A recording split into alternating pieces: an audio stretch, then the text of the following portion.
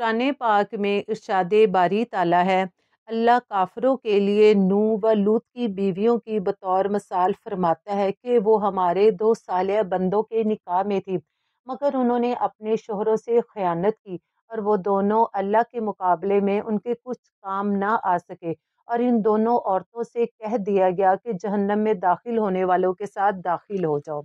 آخر حضرت نوح علیہ السلام و لوط علیہ السلام کی بیویوں سے ایسا کیا گناہ سرزد ہوا کہ وہ اللہ تعالیٰ کے عذاب کا شکار ہو گئی۔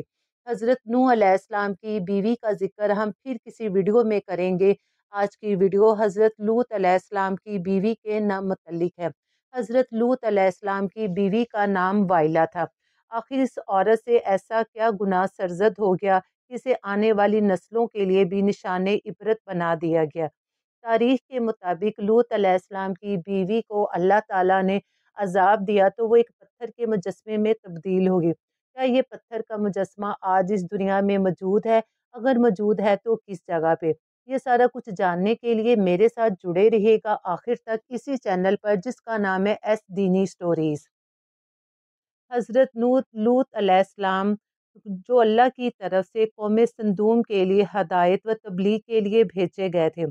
قوم سندوم دنیا میں وہ پہلی قوم تھی جنہوں نے ہم جنس پرستی کے کام کا آغاز کیا، اور وہ پھر اس کام میں اس حد تک آگے نکل گئے کہ عورتوں نے عورتوں کے ساتھ اور مردوں نے مردوں کے ساتھ جنسی عمل کرنا شروع کر دیا۔ گویا انہوں نے اللہ تعالیٰ کی تخلیق انسان اور نسل انسانی کی نشوونما پر ایک بہت بڑا نسوالیہ نشان ہی لگا دیا۔ حضرت لوط علیہ السلام اپنی قوم کی اس روش سے بے حد تنگ اور پریشان تھے۔ انہوں نے اپنی قوم کو اس بدفعلی سے باز رہنے کے لیے بہت روکا، سمجھایا اور کہا کہ تم لوگ اس گناہ کے ذریعے اللہ کے عذاب کو دعوت دے رہے ہو، جبکہ اللہ نے تمہارے لیے عورتوں کو پیدا کیا ہے۔ تم عورتوں کو چھوڑ کر اس روش پہ کیوں چل پڑے ہو؟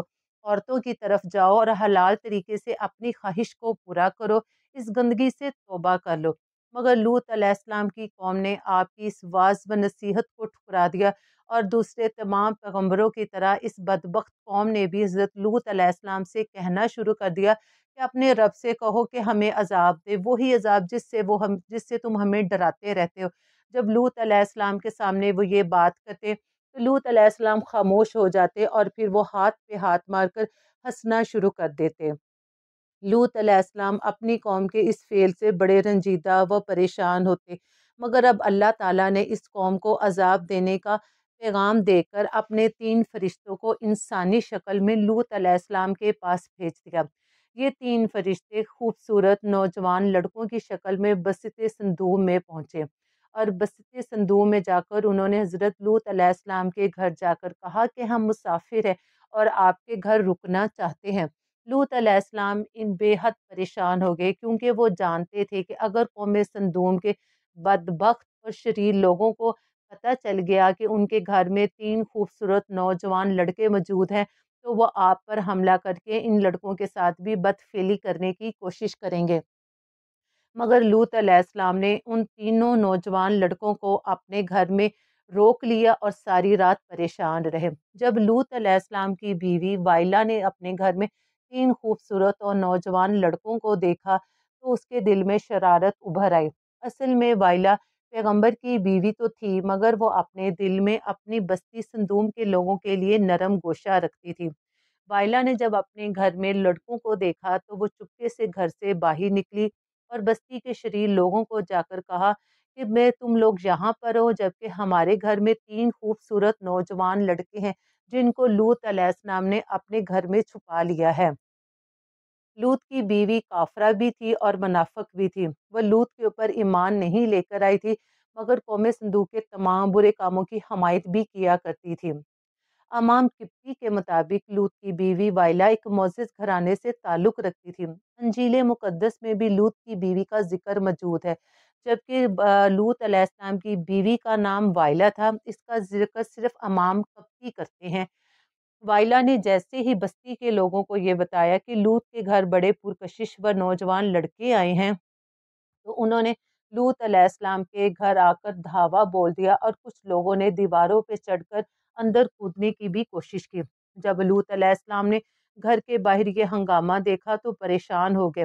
جس پر وہ تینوں نوجوان لڑکے لوط علیہ السلام کے پاس آئے اور کہا، اے پیغمبر خدا، آپ پریشان نہ ہوں، ہم اللہ کے بھیجے ہوئے فرشتے ہیں، یہ لوگ ہمارا کچھ نقصان نہیں کر سکتے، ان بدکار لوگوں پر بہت جلد اللہ کا عذاب آنے والا ہے، آپ اپنے اہل و عیال کو لے کر اس بستی سے نکل جائیے، رات ختم ہوتے ہی آپ کو ان بستیوں سے نکل جانا ہوگا کیونکہ پھر اللہ کا عذاب شروع ہو جائے گا، مگر جب آپ باہر نکلے تو آپ میں سے کوئی بھی پیچھے مڑ کر نہیں دیکھے گا، جو دیکھے گا وہ عذاب الہی میں گرفتار ہو جائے گا۔ لوط علیہ السلام نے جب یہ باتیں سنی تو وہ اپنی دونوں بیٹیوں اور بیوی وائلا کو ساتھ لیا اور بستی سے نکل گئے۔ حضرت لوط علیہ السلام ابھی بستی سے تھوڑے دور ہی گئے تھے کہ اچانک آسمان نے رنگ بدلنا شروع کر دیا، نیلا آسمان سرخ ہونے لگا، آسمان سے پتھر برسنے لگے، خوفناک آوازوں سے دل دہلنے لگے۔ ان حالات میں پیغمبر لوط بیوی وائلا اور اپنی بیویوں کے ساتھ تیزی سے قدم اٹھاتے ہوئے تیزی سے چلتے جا رہے تھے۔ لوط علیہ السلام عذاب الہی سے پناہ مانگتے ہوئے نظریں جھکائے ہوئے تھے کہ اچانک آگ سے بنا ہوا ایک پتھر شہر سندوم کے درمیان گرا، جس سے خوفناک آواز بلند ہوئی۔ وائلا جو اپنی بستی کے بدکاروں سے محبت رکھتی تھی اور منافق بھی تھی، جب اس نے پیچھے مڑ کر دیکھا تو اس کے منہ سے نکلا، ہائے رے میری قوم۔ وائلا پیچھے مڑی اور یہ الفاظ اس کے منہ سے نکلے، اسی وقت ایک پتھر اس کے اوپر آ کر گرا اور وہ اسی جگہ ہلاک ہو کر مجسمے میں تبدیل ہوگی۔ اب سوال یہ اٹھتا ہے کہ وائلا نے یہ حرکت کیوں کی جبکہ لوط نے سختی سے پیچھے مڑنے سے منع کیا تھا؟ اصل میں لوط علیہ السلام کی بیوی کو اپنے لوگوں، شہر سندوم، مال و دولت اور پیچھے رہ جانے والے مکان و جائیداد سے محبت تھی۔ جب یہ سب اس کی آنکھوں کے سامنے تباہ ہو رہا تھا تو وہ یہ سب کچھ برداشت نہ کر سکی۔ اب دیکھنا تو یہ ہے کہ لوط علیہ السلام کی بیوی کا یہ مجسمہ حقیقت میں موجود بھی ہے کہ نہیں۔ محققین کی رائے کے مطابق اسرائیل اور اردن کے درمیان ایک ویران علاقہ پایا جاتا ہے۔ مورخین کے مطابق یہ وہی جگہ ہے جہاں پر کسی زمانے میں سندوم اور اموریہ کے زرخیز علاقے آباد تھے اور یہاں پر لوط علیہ السلام کی قوم رہتی تھی، مگر جب یہ بستی عذاب الہی کا شکار ہو کر صفحہ ہستی سے مٹ گئی، آج اس علاقے کی یہ حالت ہے، اس میں انسانی زندگی کا تصور بھی نہیں کیا جا سکتا۔ یہ مٹی برباد ہو چکی ہے، پیڑ پودے پھل یہاں پر کچھ بھی نہیں اگ سکتے، یہاں پر پانی پینے کے لیے پانی بھی دستیاب نہیں ہے اور نہ ہی اس کی زمین کی کھدائی کی جائے تو نیچے سے کبھی بھی پانی نہیں برآمد ہوا۔ کچھ عرصہ پہلے اسرائیل کے مورخین نے شہر سندوم میں ایک کھمبا دریافت کیا تھا جو دیکھنے میں ایک عورت کا مجسمہ لگتا تھا۔ کہا جاتا ہے کہ یہ لوط علیہ السلام کی بیوی کا مجسمہ ہے۔ پلیز چینل کو